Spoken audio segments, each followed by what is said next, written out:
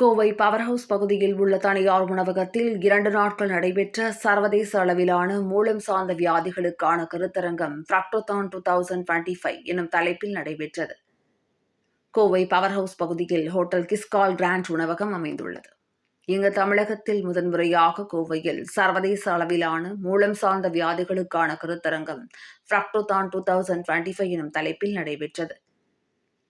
இதில் கோவை ஆர்எஸ்புரம் பகுதியில் உள்ள கேட்வே மருத்துவமனையின் தலைவர் டாக்டர் கே செந்தில்குமார் தலைமை தாங்கினார். இக்கருத்தரங்கில் இந்தியா மட்டுமின்றி வெளிநாடுகளில் இருந்து 300க்கும் மேற்பட்ட மருத்துவர்கள் பங்கேற்றனர்.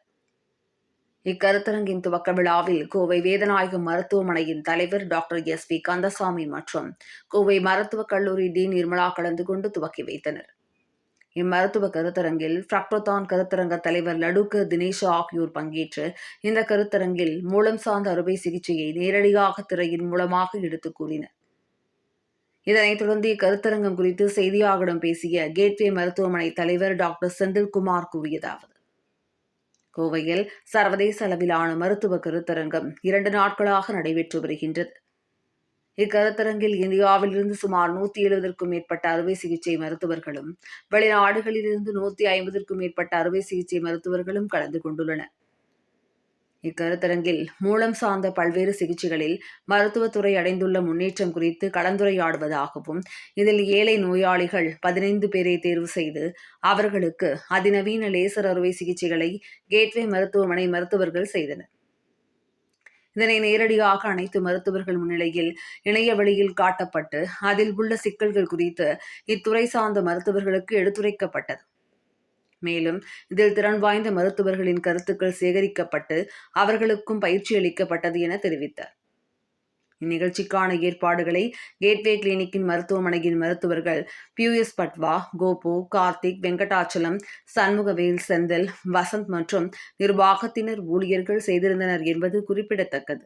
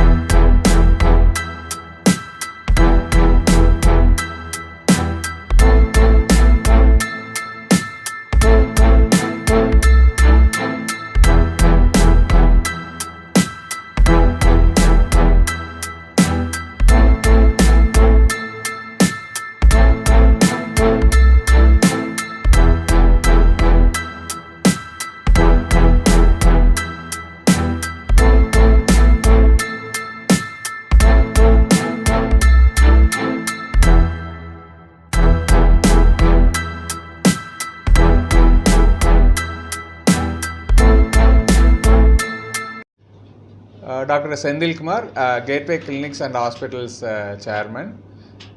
இந்த மீட் எதுக்குன்னா, இப்போ 2 days ஒரு கான்ஃபரன்ஸ் நடந்துகிட்ருக்கு கோயம்புத்தூரில். இன்டர்நேஷ்னல் சொசைட்டி ஆஃப் கோலோப்ராக்டாலஜி அப்படின்னு சொல்லி ஒரு ஆர்கனைசேஷனோட ஒரு meeting. It's an international meeting. இதில் வந்து ஒரு 170 surgeons from India and abroad எல்லாருமே வந்திருக்காங்க.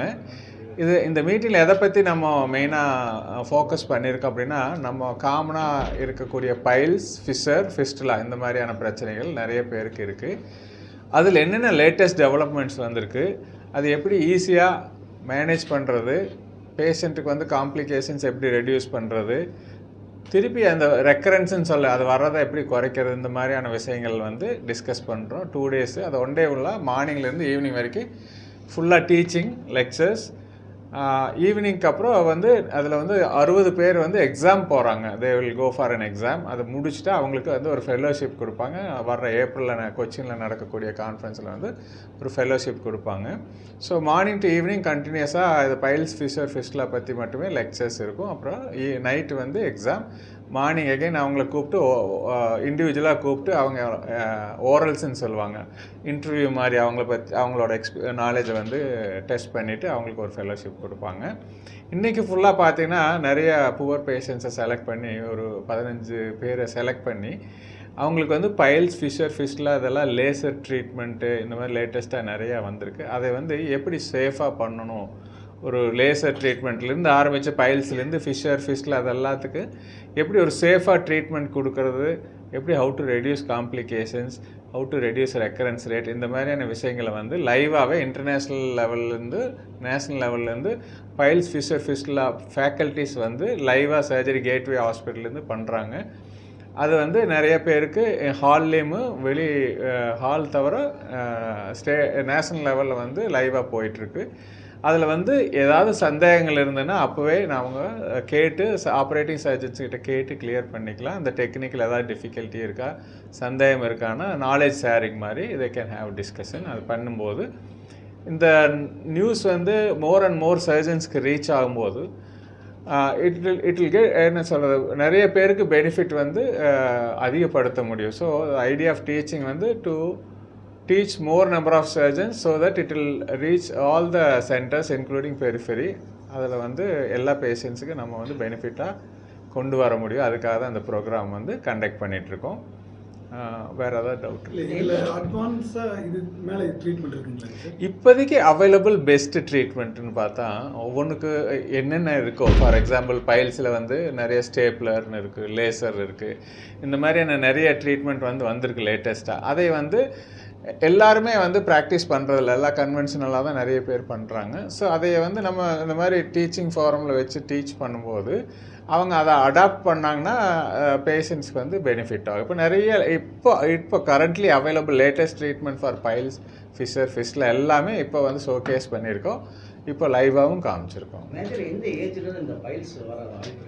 பைல்ஸ் வந்து எந்த ஏஜில் வேணாலும் வரலாம். பட் காமனாக பார்த்தீங்கன்னா ஒரு மிடில் ஏஜுக்கு மேலே வரும்போது மோர் சான்சஸ் ஆஃப் பைல்ஸ். அதில் வந்து மெயினாக மலச்சிக்கல், மோஷன் போகும்போது ரொம்ப முக்கி ஸ்ட்ரெயின் பண்ணி போகிறது, இது வந்து ஒரு காமனான ப்ராப்ளம். பைல்ஸ் அப்படின்னா மெயினாக ப்ளீடிங் இருக்குது, ஃப்ரெஷ் ப்ளீடிங் ட்ராப்பாக வரும். அது பெயின்லெஸ்ஸாக இருக்கும். வலி இல்லாமல் ப்ளீடிங் வந்துன்னா மோஸ்ட்லி அது பைல்ஸாக தான் இருக்கும். வலியோட ப்ளீடிங் வந்துன்னா மோஸ்ட்லி அது ஃபிஷர்னு சொல்லுவோம், ஆசனவாய் வெடிப்பு. பைல்ஸில் வந்து கிரேட் 1, கிரேட் 2, கிரேட் 3, கிரேட் 4ன்னு சொல்லுவாங்க. கிரேட் 1னா வெறும் பிளட்டு மட்டும் வரும்.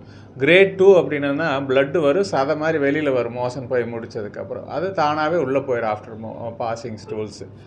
கிரேட் 3 அப்படின்னா அந்த பைல்ஸ் சதை மாதிரி வெளியில் வரும், ஆசனாகி விட்டு வெளியில் பல்ஜ் ஆகி வரும். அப்போ நம்ம பிடிச்சி உள்ளே தள்ளுனா தான் உள்ளே போகும். அது வந்து கிரேட் 3 பைல்ஸ். கிரேட் 4 பைல்ஸ் அப்படின்னா வெளியில் வந்து அந்த பைல்ஸ் வந்து சதை மாதிரி ஆசனாகி விட்டு வெளியில் வந்ததுக்கப்புறம் உள்ளே போகாது, அப்படியே வெளியிலே நின்றுக்கும். அது வந்து கிரேட் 4 பைல்ஸ். கிரேட் 1 பைல்ஸ் மெடிக்கலாக மேனேஜ் பண்ணலாம். கிரேட் 2 வந்து மெடிக்கல், சர்ஜிக்கல் ரெண்டுமே ஓகே. கிரேட் 3 அண்ட் கிரேட் 4 கண்டிப்பாக சர்ஜரி தான் பண்ணணும்.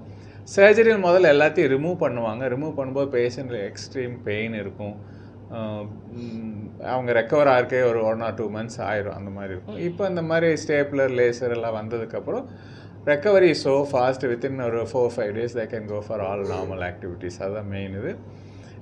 And not only recurrence rate also இப்போ வந்து டிராஸ்டிக்காக குறைஞ்சிருக்கு. அது வந்து அபவுட் பைல்ஸ். ஃபிஷர் அப்படின்னா நம்ம எதாவது மோஷன் நல்லா முக்கி போனோம்னா ஆசனாய் ரொம்ப ஸ்ட்ரெச் ஆகும்போது அது கட்டான மாதிரி, டேர் ஆன மாதிரி கிழிஞ்சிரும். அதனால் என்னென்னா பெயின் அண்ட் ப்ளீடிங் வரும்.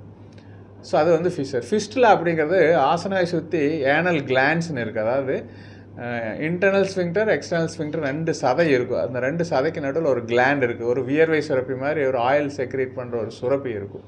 அதில் ஏதாவது சீ பிடிச்சுன்னா அந்த சீயானது பரவ ஆரம்பிக்கும். அது வந்து பௌத்திரம்னு சொல்லுவாங்க தமிழில். ஸோ ஒரு சின்ன ஒரு ஆசனாவை சுற்றி சீல் பிடிச்சிக்கும்.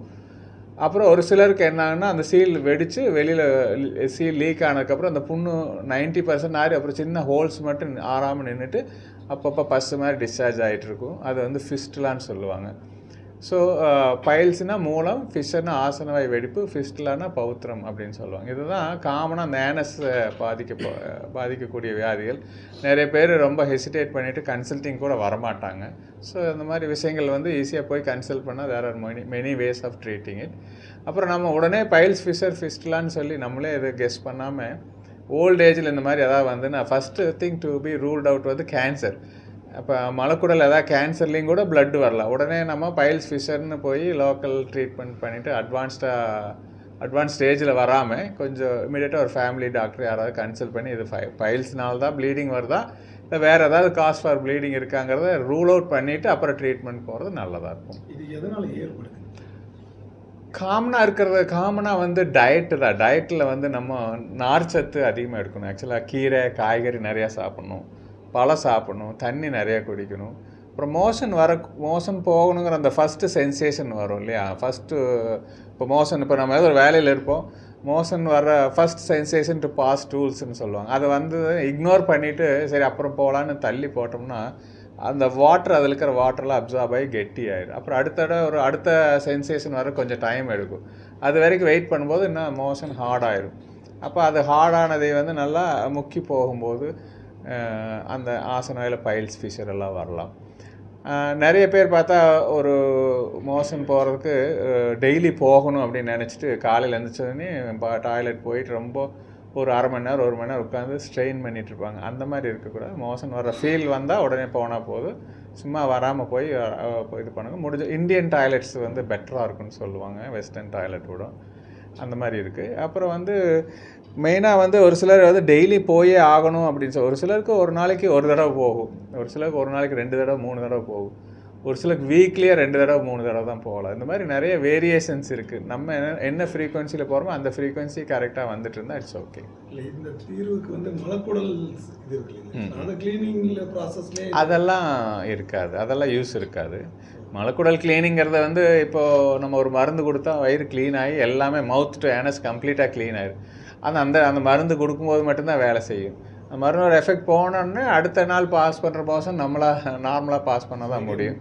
அதனால் அது it's only for immediate relief ஆயிரும். But this cannot give cure to the problem. Cure கிடைக்காது, அது மாதிரி வராது. இமீடியட் ரிலீஃப் வேணால் ஐ கேன் யூஸ் இட். பைல்ஸில் வந்து பார்த்தீங்கன்னா நார்மலாக 3 o'clock 7 o'clock 11 o'clockனு இப்போ நம்ம பேஷண்ட்டு இப்போ சன்னை பார்த்து இப்போ சூரியனை பார்த்து படுத்துட்ருக்காங்க, மலக்க படுத்துட்ருக்காங்க. இப்போ படுத்தும்போது 3 o'clock 7 o'clock 11 o'clock அதுதான் காமனாக வரும். அதை மட்டும் எடுத்துகிட்டு கொஞ்ச நாள் கழித்து அதர் ஏரியாஸில் ரேராக வரலாம். அப்புறம் நம்ம ஆஃப்டர் சர்ஜரி நம்ம மலச்சிக்கலாக இல்லாமல் வச்சுக்கணும். ரொம்ப மறுபடியும் மலச்சிக்கல் மறுபடியும் முக்கி மோசம் போகிற இந்த மாதிரி கண்டினியூ ஆகிட்டே இருந்ததுன்னா ஒரு 1 or 2% there is a possibility of recurrence. அது நம்ம தான் கொஞ்சம் பக்குவமாக இருந்துக்கணும். இந்த ஆப்ரேஷனால இச்சிங்ஸ் எல்லாம் எதுவும் இருக்காது இல்லைங்க சார்? அந்த ஃபீல் ஃப்ரீயாக இருக்கும். ஆப்ரேஷனுக்கு அப்புறம் மெயினாக அவங்க என்ன ப்ராப்ளம், பைல்ஸ்னால் ப்ளீடிங்க்கு வருவாங்க. ஸோ ப்ளீடிங் அரெஸ்ட் ஆகிடும். ஃபிஷர்னா எக்ஸ்ட்ரீம் பெயின், மோஷன் போனதுக்கப்புறம் பயங்கர வலியாக இருக்கும். அந்த வலி ஒரு சிலருக்குலாம் ஒரு 5 மணி நேரம் 6 மணி நேரம் கூட லாஸ்ட் ஆகும். மோஷன் போய் முடிச்சுட்டு 6 மணி நேரம் வலியோட சுற்றிட்டு இருப்பாங்க. அந்த இது எல்லாமே கம்ப்ளீட்டாக ரிலீவ் ஆகும். ஃபிஸ்ட்லா வந்து அதே மாதிரி சீ வடிஞ்சிட்ருக்கும். அந்த ஆஃப்டர் சர்ஜரி அந்த புண்ணு ஆறும்போது அந்த சீ வடிகிறது எல்லாமே ட்ரை ஆகி நார்மலாக ஸ்கின் வந்து கவர் ஆயிரும், மூடிடும். ஸோ அது வந்து கம்ப்ளீட் க்யூர் ஆயிடுவாங்க. அவேர்னஸ் வந்து கொஞ்சம் கம்மியாக தான் இருக்குது. அவேர்னஸ் கம்மியாக இருக்குது. அப்படியே அவேர்னஸ் இருந்து அவங்களுக்கு ஒரு பிரச்சனை இருக்குனால கன்சல்ட் பண்ணுறது முடிஞ்ச அளவுக்கு, ஏன்னா அது கொஞ்சம் சென்சிட்டிவான area. So especially female patient அவங்க வந்து ஃபீமேல் சர்ஜன், ஃபீமேல் கன்சல்டன்ட் தான் பார்க்கணுன்னு ப்ரிஃபர் பண்ணுவாங்க. அப்புறம் பைல்ஸ் இருக்குது அப்படின்னு சொல்லி போய் கன்சல்ட் பண்ணுறக்கே யோசிப்பாங்க. ஃபேமிலிக்குள்ளே டிஸ்கஸ் பண்ணுறக்கே யோசிப்பாங்க. அவங்க அடுத்த ஸ்டெப்பு தான் டாக்டரை பார்க்க போகிறது. ஸோ அவங்க கொஞ்சம் அப்படியே தள்ளி போட்டு அதை ட்ரீட்மெண்ட் அவாய்ட் பண்ணுறத ட்ரை பண்ணும். பிகாஸ் அவர் சோசியல் இது மாதிரி அவங்க ஃபீல் பண்ணுறதுனால. ஸோ அப்படியெல்லாம் இல்லை, டாக்டருக்கு பைல்ஸ் ப்ரெஷர் ஒன்று தான், அப்பெண்டிக்ஸ் ஒன்று தான், எல்லாம் ஒன்று தான். ஸோ ஈஸியாக போய் கன்சல்ட் பண்ணிவிட்டு you can get a opinion from a specialist. அதை பார்த்துக்கிறது நல்லது. தேங்க்யூங்க, தேங்க்யூ. ஓகே. இல்லை இப்போ சாப்பிட்டுட்டுங்க.